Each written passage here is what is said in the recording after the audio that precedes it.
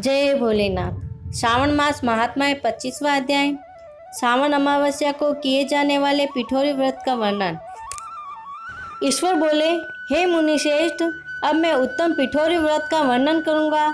सभी संपदाओं को प्रदान करने वाला यह व्रत श्रावण मास की अमावस्या को होता है। जो यह घर है वह सभी वस्तु मात्र का अधिष्ठान है, इसलिए इसे पीठ कहा गया है और पूजन में वस्तु मात्र के समूह को आर कहते हैं। अतः हे मुनीश्वर, इस व्रत का नाम इसलिए पिठोर है। अब मैं उसकी विधि कहूँगा, सावधान होकर सुनिए। दीवार को ताम्रवन, कृष्णवन अथवा श्वेतवन धातु से पोतना चाहिए। अगर ताम्रवन से पोता गया हो तो पीले रंग के कृष्णवन से पोता गया हो तो श्वेत रंग से, और श्वेतवन से पोता गया हो तो कृष्णवन से चरित्र बनाना चाहिए, अथवा श्वेत पीले से, लाल से काले या हरे वर्ण से चित्र बनाए। मध्य में पार्वती सहित शिव की मूर्ति अथवा शिवलिंग को बनाकर विभिन्न दीवार पर संसार के अनेक चीजों का चित्र बनाएं। चतुर्शाला सहित रसोईघर, देवालय, शयनघर, 7 खजाने, स्त्रियों का अंतःपुर जो महलों तथा अट्टालिकाओं से सुशोभित तथा शाल के वृक्षों से मंडित हो, चूने आदि से दृढ़ता से बंधे पाषाणों तथा ईंटों से सुशोभित हो, और जिसमें विचित्र दरवाजे, छत तथा क्रीड़ा स्थान हो, इन सभी को चित्रित करें। बकरियां, गाय, भैंस, घोड़े, ऊंट, हाथी, चलने वाले रथ, अनेक प्रकार की सवारी, गाड़ियां, स्त्रियां, बच्चे, वृद्ध, जवान, पुरुष, पालकी, झूला और अनेक प्रकार के मंच, इन सब का अंकन करें। सुवर्ण, चांदी, ताम्र, सीसा, लोहा, मिट्टी तथा पीतल और अन्य प्रकार के विभिन्न रंगों वाला पात्रों को लिखें।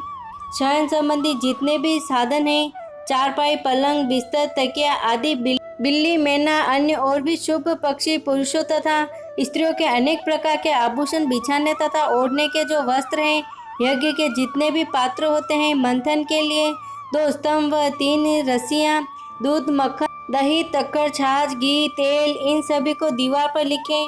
गेहूँ, चावल, अरहर, जौ, मक्का, वार्तानल, यह एक प्रकार का अन्न होता है। चना, मसूर, कुल्थी, मूंग, कांगनी, तिल, कोदो, कातसी नामक अन्न, सामा, चावल, उड़द, ये सभी धान्य वर्ग भी अंकित करें। सील, लोढ़ा, चूल्हा, झाड़ू, पुरुषों व स्त्रियों के सभी वस्त्र, बांस तथा तृण के बने हुए सूप आदि, ओखली, मूसल, गेहूं आदि पीसने तथा अरहर आदि दलने के लिए 2 यंत्र, चाके तथा दरेता, पंखा, चवद, छत्र, जूता, 2 खंडाऊ, दासी, दास, नौकर, पोष्य वर्ग, तृण आदि पशुओं का आहार, धनुष, बाण, सप्तध्नी, खंडक, भाला, बर्छी, ढाल, पाश, अंकुश, गद्दा, त्रिशूल, बिदिंदपाल, लेखनी, पुस्तक, सभी प्रकार के फल, छुरी, केचे, अनेक प्रकार के पुष्प, बिलपत्र, तुलसी दल, मशाल, दीपक तथा आदि अनेक साधन, उनके विध खाने योग्य शाक तथा पकवानों के जिनके भी प्रकार है, उन सभी को लिखना है। 16 उपचारों से इन सभी का पूजन होना चाहिए। पूजन में अनेक प्रकार के गंध, द्रव्य, पुष्प तथा चंदन अर्पित करें। ब्राह्मणों, बालकों तथा सौभाग्यवती स्त्रियों को भोजन कराएं। इसके बाद पार्वती सहित शिव से प्रार्थना करें, मेरा व्रत संपूर्ण हो। हे सांब शिव, हे दया सागर, हे गिरीश, हे चंद्रशेखर, इस व्रत से प्रसन्न होकर आप हमारे मनोरथ पूर्ण करें। इस प्रकार 5 वर्ष तक व्रत करके बाद में उद्यापन कर देना चाहिए। इसमें द्रत तथा बिलपत्रों से शिव मंत्र के द्वारा होम होता है। एक दिन अधिवासन करके सर्वप्रथम ग्रह होम करना चाहिए। आहुति की संख्या 1008 अथवा 108 होनी चाहिए। हे वत्स, इसके बाद आचार्य की पूजा करें और भूयसी दक्षिणा दें। इसके बाद व्यक्ति इष्ट बंधुजनों तथा कुटुंब के साथ स्वयं भोजन करे। ऐसा विधान किए जाने पर मनुष्य सभी कामनाओं को प्राप्त कर लेता है।